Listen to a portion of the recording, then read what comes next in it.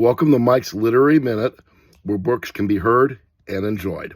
My name is Michael. I've been listening to audiobooks now since the mid-'80s. The book that I want to go over today, the people who know me know I hated school. I hated high school, I hated middle school, I hated elementary school, and most of all, I hated college. I loathed every minute I was there. In my opinion, it was a giant waste of my time.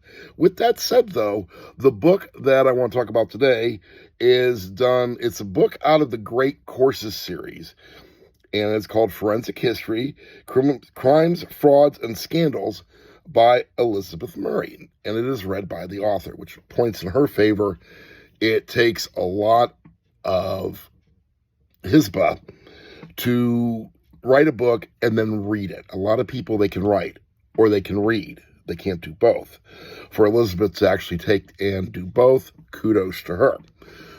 Now, the book itself, it's self-explanatory. Forensic History, Crimes, Frauds, and Scandals.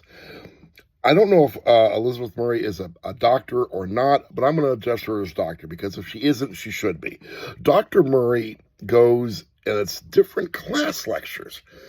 And as I'm listening to this book, I can see myself in one of the lecture pits out at UTSA, where I actually do have a degree from, in one of the lecture pits, and see her down in the front lecture going with the slides and the presentation and everything. So it's very, very, very well read. It reached out, it grabbed me. I am not a person, I could take things apart and figure out how they work. I'm not a person to sit in the classroom and learn how to do it. I got to do it myself.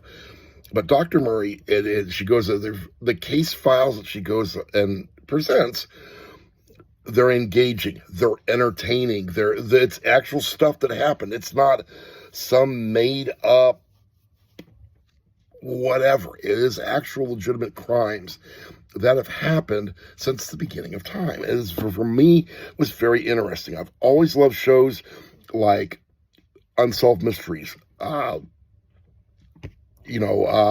Murder, Dr. G, Medical Examiner, shows like that, the Forensics Files, shows where they take an actual legitimate crime and they sit there and they say, okay, this is what happened, and this is what we've done so far, and this is what we're trying to do to figure out how to solve the crime. Well, this is a literary version of the same thing, and I've listened to the book probably a dozen times, if that says anything.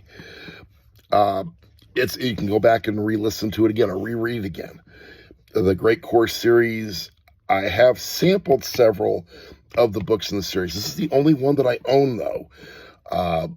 For people who are like me, who think like me, whose brains work like mine does, this might actually be a halfway decent idea on how to pick up some knowledge without having to sit there and fork out $2,000 to go sit in a lecture hall with a bunch of people that you really just don't care about and listen to a professor that may or may not be good.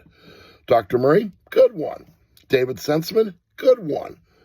I could list a whole bunch of other ones, but they'll probably come repossess my diploma.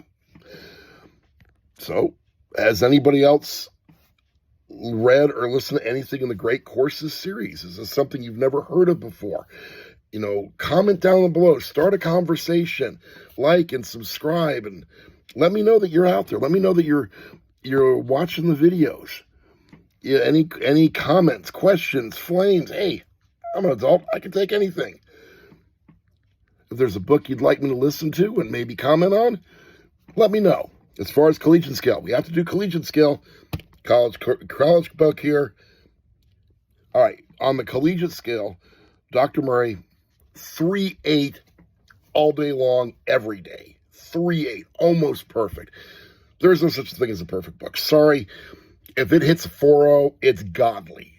And the reason being is there's always something that could be improved. There's always something that could have been done differently and done better. And a 4 is almost unobtainium. But 3.8, that's pretty close. It's still a very solid grade. Let me know what you think. As I said, like, comment, subscribe.